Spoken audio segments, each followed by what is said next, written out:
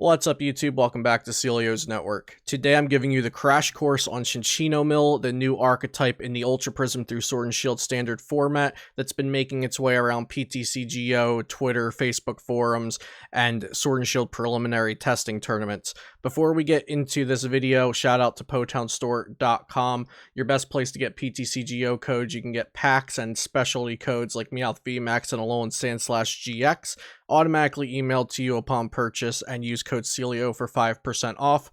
Also, check out flipsidegaming.com where I write weekly free articles, and you can use code CELIO, all caps, for 10% off on your next order $10 or more. So what is CINCCINO Mill? So Mill itself is a style of deck which has an alternate win condition of milling your opponent's cards. So you want them to have 0 cards at the beginning of their next turn, so when they go to draw a card, they cannot, thus losing the game. CINCCINO Mill is a new deck that relies on the draw power of CINCCINO and Zacian V to draw into your resources consistently throughout the game, and also quickly to deck out the opponent before they can take 6 prizes. The supporter card, Belelba and Bryson Man, is the main source of milling the opponent's deck, but we also have other ways to mill and also stall the opponent out even longer. The main Pokemon of the deck we'll be looking at Oranguru from Ultra Prism. It has the attack Resource Management, which allows you to recur powerful cards like Lily's Pokédoll, Palpad, and Crushing Hammer. In general, it just gets you back resources, and it also prevents you from decking out yourself with Belelba and Bryson Man, and potentially even from counter mill strategies. CINCCINO is a new card from Sword and Shield that has the Make Do ability, which is reminiscent of Zoroark GX's trade ability. Once a turn, you can discard a card from your hand to draw 2 cards, and that is going to be part of this deck's draw support. Make Do helps you draw through your deck consistently throughout the game. Another main Pokemon of the deck is Zacian V with the Intrepid Sword ability. So since you often end your turn without attacking anyway to leave a Pokédoll active, Zacian's Intrepid Sword is a very appropriate ability for this deck. It's kind of like a mini Tropical Beach in Standard. Once during your turn, you may look at the top 3 cards of your deck and attach any number of Metal Energy cards you find there to this Pokemon. We don't really care about the Metal Energy, we're not playing any. But the next part is put the other cards into your hand and then end your turn. So it's essentially draw 3 cards, end your turn. This helps us in the early game, and it also helps us when we're just leaving a Lily's Pokédoll active and we're not attacking anyway, so we don't mind ending our turn to just draw 3 cards. I will warn that using Intrepid Sword in the mid to late game could potentially be a negative effect if your opponent has the ability to mill against you. So some of the disruptive trainers in this deck, we have Belelba and Bryson Man, which discards 3 cards from the top of each player's deck. And has the secondary tag team supporter effect. When you play this card, you may discard 3 other cards from your hand. If you do, each player discards their benched Pokemon until they have 3 benched Pokemon. Your opponent discards first. So that is not going to be... we're not going to be using that secondary effect, really. We just want to discard 3 cards from the top of each player's deck. So Belelba mills 3 cards from your opponent's deck, and that is the main strategy here. We want to mill our opponent. Lieutenant Surge's strategy allows us to mill even more aggressively. Surge essentially allows us to play an extra supporter card during our turn, as long as we're behind in prizes, and we do not plan on taking prizes with this deck. And this means you can use 2 Belelba and Bryson Man per turn. Crushing Hammer can help you stall for more time against aggressive decks. If you flip heads, maybe you put them behind a turn on energy attachments, and that can be really important in buying you just 1 more turn of using Belelba and Bryson Man. And then Lily's Pokédoll is a very interesting trainer. It has 30 HP, and you can treat it as a colorless basic Pokemon. And at any time during your turn, you may discard cards from it and put it at the bottom of your deck. And it can't retreat. If this card is knocked out, your opponent can't take any prize cards for it. That's the main thing we're looking at here. It can sit up there and just not reward your opponent with a prize card. So it essentially buys you an extra turn. It's used to prolong the game by forcing your opponent to knock out a 0 prize Pokemon.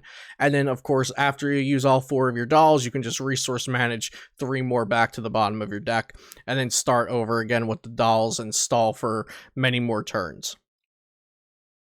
So the win condition, like I said, it is milling the opponent. So the two main cards that are going to help us mill the opponent are Belelba and Bryson Man, and then also Macargo GX. So you can have an 11 card turn, a turn where you mill 11 cards from your opponent's deck with a Lieutenant Surge, and then play two Belelba and Bryson Man. And then use Macargo GX's Burning Magma GX, which for fire energy discards the top 5 cards of your opponent's deck. Now, we can evolve Macargo GX from Ditto Prism, or we can use the attack from the discard pile by copying it with Mewtwo and Mew Tag Team's Perfection ability. How do you beat CINCCINO Mill? So Gust effects can be very powerful against CINCCINO Mill, both because it can get around the Polka Dolls and because it can bring up the draw support that you don't want knocked out. So it can bring up Zacian Vs and take 2 prizes on those. It can bring up your CINCCINOs so you have less draw power. And like I said, it can just simply get around dolls and bring up anything. So Pokemon Catcher, which is flip a coin of heads, switch one of your opponent's bench Pokemon with their active Pokemon. If your opponent flips multiple heads on their Pokemon Catchers, things can be really scary. And also versus a deck like Ability Zard, which is currently not super popular, but I do think it still has its merit, and this could potentially be a matchup that brings it back into the meta. Ability Zard traditionally plays this Ninetales from Team Up with 9 Temptations. Once during your turn, you may discard 2 fire energy cards from your hand. If you do, switch one of your opponent's benched Pokemon with their active Pokemon, so it's essentially a Gust effect every turn. Another thing Ability Zard has going for it is Victini Prism, which shuffles all of your fire energy back into your deck, which can stall out your opponent longer while taking a knockout. But the problem with Victini Prism is they are playing Wobbuffet in the CINCCINO Mill, which stops Prism Pokemon from using abilities and attacks, and they are playing multiple Ordinary Rods to get their Wobbuffets back. So Victini Prism shouldn't be a hard counter in your mind with Ability Zard. It's definitely useful if they prize the Wobbuffet. That's definitely going to help you win there, but I think Ability Zard's main positive in that matchup is the Ninetales with 9 Temptation. Another thing that can beat CINCCINO Mill is speed.